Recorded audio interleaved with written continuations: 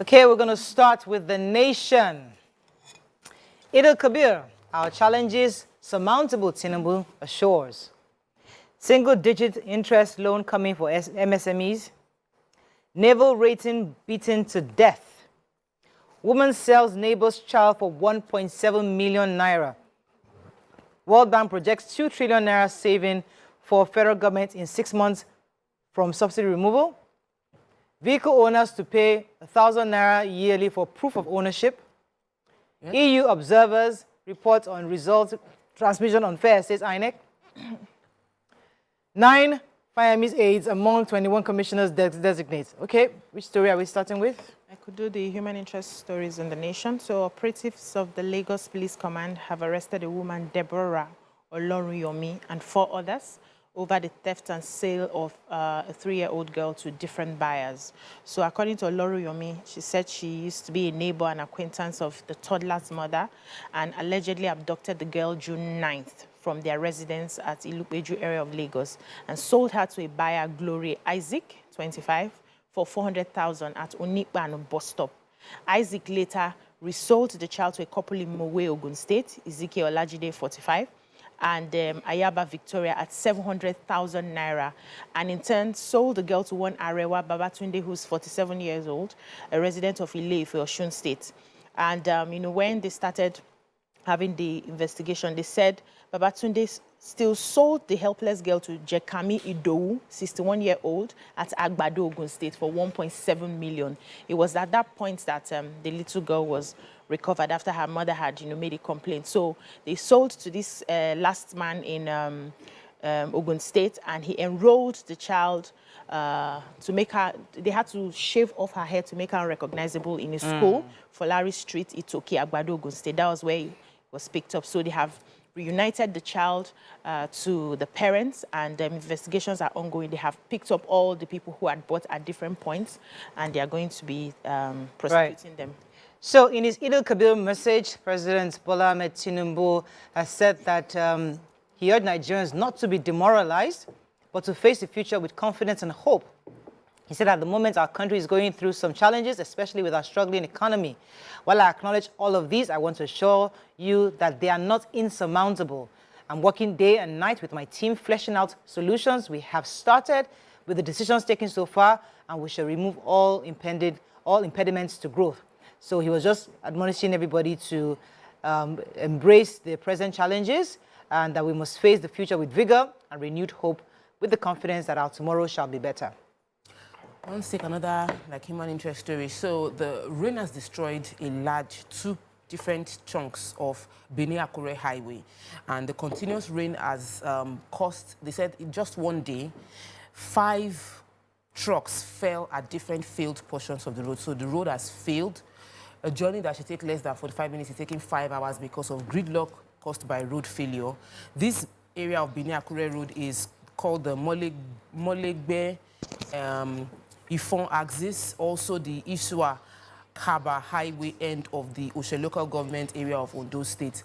And the local government chairman, Dennis Adekunle, has reached out to FEMA, that's the Federal Road Maintenance Agency, to mobilize resources to fix the road. That if this continues in the next few days, the community will be totally cut off from another. And this is a major route for commercial activities. And I understand this. I've seen this happen in a few areas on my journeys in real estate, and I would appeal that FEMA needs to be they need to be on top of their game in fixing and providing palliatives on the road. Now we cannot call Minister Fashika and say you should come and fix the road. Yeah. It's FEMA that we'll call to do. Okay, so I'm told that we might be linking up to the Dodom Barracks, where our president will be observing the morning prayers for Eid al-Kabir. So very soon we'll be linking up to join the prayers that are being offered for the nation as the president goes to Dodom Barracks for the prayers this morning. Okay, YK, any story in Phoenician? Move on. Yeah, no. Okay, sorry. Moving on to the punch. Poor Nigerians will hit 101 million without palliative, says World Bank. Tinubu can governors preach tolerance at Salah. Lawless soldiers shoot Ogun driver for parking beside company. FG banks plan special ID cards for senior citizens. APC caucus and NEC meets July 10th and 11th. More multinational manufacturers planning to exit Nigeria, says man. Naira devaluation, expect price hike, telcos tell Nigerians. And DSS alert, military police deploy teams in prayer grounds. Okay, which story are we starting with in Punch? I wanted to Human take one interest? about the commercial driver. Okay. He apparently he was going to meet somebody in Magboro, at Magboro Bus Stop, and for a job.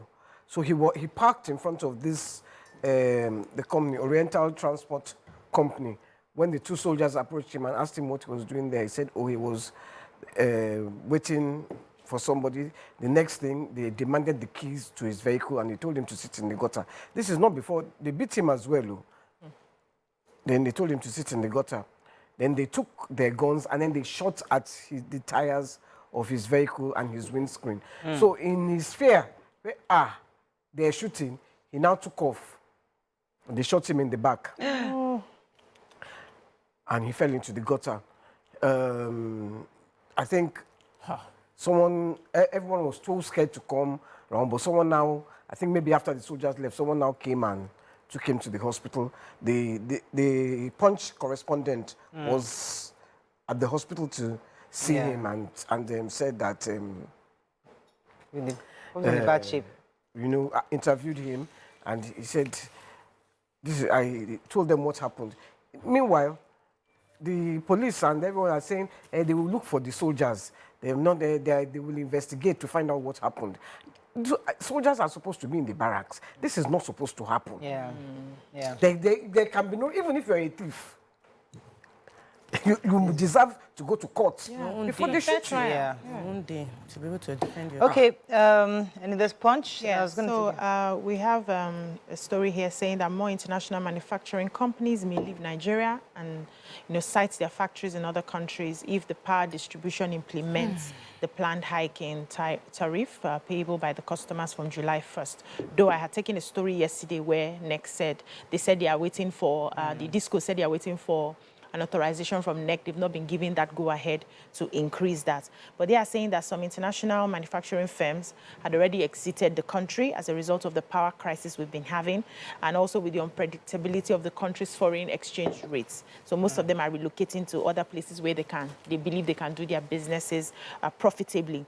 So the President Manufacturers Association of Nigeria, Francis Meshioye, said that they had spent 144 billion on alternative sources of energy by manufacturers in 2022, which has impacted, adversely on their members. They are the ones that provide their electricity. Aside from the major roads, they do their roads, everything they need to handle their business, which in turn increases their cost of production, and the consumers suffer for it. And so they will look at the countries that are better for them, that they can do business, safely and able to provide cheaper products for their consumers. So we must ensure that we give them a conducive environment, make sure that we don't keep increasing our tariffs here and there so that we don't discourage international manufacturers. Okay, thanks for staying with us. I'm told that we're still going to be linking up with the president at Dodon Barracks. We're told that the deputy governor right now, Dr. Obafemi Hamzat, is speaking. Our president is there. And there they'll be offering prayers for the Eid Mubarak, and to pray that God answers all our prayers as we pray for the nation and pray for a better country. So we'll be going in and out from that to be seeing what's going on there at Dodon Barracks. Okay, back to our review. Papers, let me take the major headlines. So World Bank is saying that poor Nigerians will hit over 100 million if Nigeria fails to provide palliatives after the subsidy removal. According to World Bank, they said that 89.8 million Nigerians were poor as of the beginning of this year, January. They also noted that since the subsidy removal, between January to now, about 7.1 million Nigerians have become poor. And this projection is pushed forward towards the end of the year. By the end of this year, over 100 million of Nigerians will become poor if government fails to compensate vulnerable citizens after this fuel subsidy removal. So this is based on the data coming from the World Bank. Okay, Yes. Another story in Punch? Yes, I was going to take the story. We mixed the story from The Nation, and it was talking about the fact that there's going to be a new implementation starting from next month where 1,000 naira is going to be charged for every vehicle to prove ownership. So it's POC, proof of ownership. And the unveiling of the policy took place at the Baguda Kauto Press Center in Alausa, Ikeja. And the Permanent Secretary of Ministry of Transportation, Abdul Hafiz Toriola, said that the certificate is going to help to, is a requirement that will be repaid every year, 1,000 naira. It would contain the information of the owner of the car, model of the car, year it was manufactured, and the address. They said the decision is based on ability to track real-time status and guarantee the integrity of all vehicles registered in Nigeria. This is in addition to all the other registrations that we are currently doing, and it will start being implemented from next month. Question. Vehicle license. Who does it that prove that is the owner of the car? I don't. If you have the POC and the proof of ownership, that covers it. No, but we already have vehicle license. We already have registration. That's what I'm saying. You have vehicle license. I know this. You have insurance. Yes, you know this POC you do once when you get the car. When you're buying So now you have to keep renewing. So They want to make. what I'm asking is vehicle license. Who does that prove? All right, we'll get the that you can experts drive. to give us clarity. vehicle license. YK, we'll bring in someone to give us clarity. Let us just review the papers this Yeah, morning. Moving on to Daily Sun. Northern senators grumble, accusing Senate President of snubbing region in selection of personnel staff. Tinubu Governor's article reps Speaker Fayemi, NILDS, GG, hail Muslim faithfuls. Leading Nigeria, one of the hardest life challenges, says Buhari. Drivers block Enugu State over drivers' passengers' abduction. Igala, Basa indigenous protest at Defense Headquarters, alleged ethnic cleansing. Court dismisses Premier Academy suit seeking to stop investigation into the death of 14-year-old student. Elections, EU recommends reforms of INEX and 5 other areas. ACF urges arm of government to restore public confidence in rule of law. Okay, so few days to the result, let me take the major headline. Few days to the resumption of the 10th Senate, Northern senators elected under the APC have intensified their protest and lobbying for position of majority leader. Some senators have said that they were actually worried that they're dissatisfied by saying that that it would be unfair if the leadership is not picked around the northern area, according to them, because they said there'll be further dissatisfaction in the already polarized red chambers. So they are hoping that in the picking of the majority leaders, they will also consider the northern region of the Senate. One of the lawmakers said that a precedent had also been set where the campaign coordinator of the Senate president is often named as majority leader. He wondered why the dynamics should be changed and a senator with a lesser cognitive experience be considered or picked.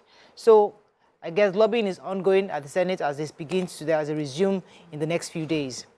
Okay. I wanted to take the commercial bus drivers plying the Enugu Ukwogu Okpi Unsuka road yesterday, blocked the Okpi Agu section of the road with their vehicles in. Did I get Well done, yes. in protest against kidnapping. They started about 7:30 a.m. and they left hundreds of road users stranded. They blocked the road. They said they're complaining that they keep getting kidnapped. That every week, they are kidnapped every week. That's government should please answer them. One of their people just got kidnapped last week. Their president of their road users got kidnapped last week. That newsmen should please I tell the government that save us from this menace. They say they have these kidnappers always hiding in the bushes, and though they have roadblocks. That they wait in the intersection. Yes, intersection. The roadblocks are not working. Yeah, they need security officials to come in and read the place and help them. So I want to tell you a story about the telcos are going to hike prices. They said that they had already made a request last year that they wanted to increase the prices by 40%, which they didn't scale through, but that we cannot continue to subsidize the cost of goods and services, especially fixing the price for telcos to deliver the services they are delivering in Nigeria. That we all know that after the new president, I'm sure, got into power with the devaluation, floating of the FX and devaluation of the Naira, they are planning to peg text messages prices at 4 Naira to 5 Naira as the price cap, and for calls to go from 6 Naira to 8 Naira.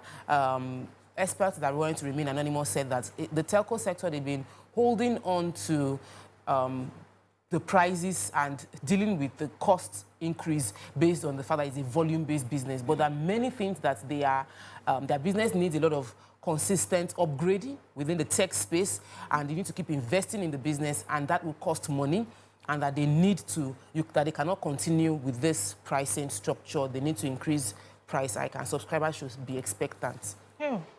Okay, Vanguard. Use subsidy savings to lessen suffering, World Bank tells federal government. Jostling for principal offices divides senators. Idil Kabir, IG orders patrols of highways and worship centers. Governing Nigeria, one of the hardest challenges in life, says Buhari. Demolitions, temper justice with mercy, Obi pleads with governors. Naval officers invade Ondo community over murder of colleague. Nigeria's presidential polls not transparent or inclusive, says EU. CBN limits transaction via contactless payments to 50,000 naira per day. And I'm working day and night to solve Nigeria's challenges, says Tinubu. Okay? Yes, so this is a very painful story. So in Akure, a naval officer who was driving by just mistakenly splashed water on a cyclist and a passenger, and then he came down to apologize to them that it was a mistake. They were not having it, so they decided to mob him. So one of them picked up iron and hit him on the head. He fell down and he died instantly. You know, so some youths came out and they were trying to chase the hoodlums who did that. But after a while, the naval personnel, I think they got the report to them that one of their persons had died, and they came, you know how they come now, like reprisal, they came full force, and they were ransacking shops, you know, a lot of people were afraid, young people were running out of the environment, yes, in fear of being arrested, and they are saying that they must fish out the hoodlums that killed this naval officer. I don't know how angry we can get that somebody made a mistake, came down, and that's why some people will make those splashed. Yes, splashed water. It didn't hit him. Yes, so just splashed water, ordinary water. And then they decided to kill him. He came down to apologize. So I don't know how angry Nigerians get. Yeah, we're really angry people. Everybody's just angry. It's even misplaced anger. And who are Exactly. we rating it at? All right, our former President Muhammadu Buhari has said that leading a country like Nigeria is one of the hardest challenges in life. Buhari stated this in a Salah message via his statement issued by Malam Garba Shehu, saluted Muslims even as he wished them a happy Eid, and to those on pilgrimage, he also greeted those on pilgrimage, wished them Hajj Mabrur and safe return home. According to him, leading a country like Nigeria is one of the hardest challenges in life, and I urge Nigerians to fully support the Tinubu administration to succeed. Leadership is a challenging task that demands the sacrifices and support of the citizens. So it's good to hear our president. Can I comment? Please. Please go ahead. You knew it was hard. You went the second time. Maybe after first time, you just sit down because this is too hard. Don't be telling me. Maybe he didn't know he had. No. After the second time. If you go for a job, Yes. you know what the job entails. Yeah. It's either you know how to do it or you don't. don't. Don't tell me that It's it hard. is hard. I don't want to know that because Everything you is went hard. for you applied for the office. Well, our new president has said, don't pity me. I will never forget ready it. to do the Yeah, work. Don't pity me. So hopefully he won't be telling us it's hard. We are here. Hopefully he won't tell us it's hard in the next 4 years. We are here. We are waiting. If we hear story, we will talk. Yes, yeah. We must talk. You. Former presidential candidate for Labour Party was speaking about the demolition in his Twitter, pleading with the governors, making a case for the victims, saying that a lot of Nigerians are facing enough hardship, and that while he knows that some of these buildings did not get the proper approvals, He said some of these buildings were built, but we know the buildings were built in tactical collusion with local government and a few government agencies, and they might not be on the right way. Demolishing the buildings now is very insensitive. That is appealing that that the governors and government tamper justice with mercy, understanding that there's housing deficits. There are a lot of these victims are going through several other hardships, and their investment should not now be demolished within this period. I was a bit concerned because, you know, people would feel like when the way the headline came out, I was like, is he going to say they should not demolish the houses? But he was just asking for a bit of compassion when they are implementing those house demolition policies. If it is not going to hurt another person like the way the house has been on the pipeline, I think that all governors right now, from everything we are reading, should please, and we pipe low on. So, but if you demolish, it's probably because you're either blocking drainages or something important that affects other people. So you as a person, cannot manage drainage. And what I'm saying, you as a person, you'll be okay. But the hundreds of people that are affected, but that your one house, yes, you're not thinking, so it's me, the compassion is for me, Mr. John. But forgetting that every other person is being affected by this, your one house. So we look at it both ways. But I guess you're right. There should also be compassion because, hey, so that's where leadership is. We now decide who choices you make. It's hard choices. Is hitting different things are hitting at the same time. Anyway, I think it's a good time to actually have a conversation on how the subsidy is affecting us as Nigerians, how we're tightening our belts, what are the sacrifices are we prepared to make? It's a conversation that Nigerians, we need to start talking because it's affecting everything. What sacrifices will the government make? Exactly. Yes. Why not the only ones that Because if I see you, that you are giving me this hardship, tightening your belt, my dear, I'm tightening my belt too. Yes, all right. Let's go on the break. When we come back, we'll move on to our hot topic. Stay with us. We'll be right back.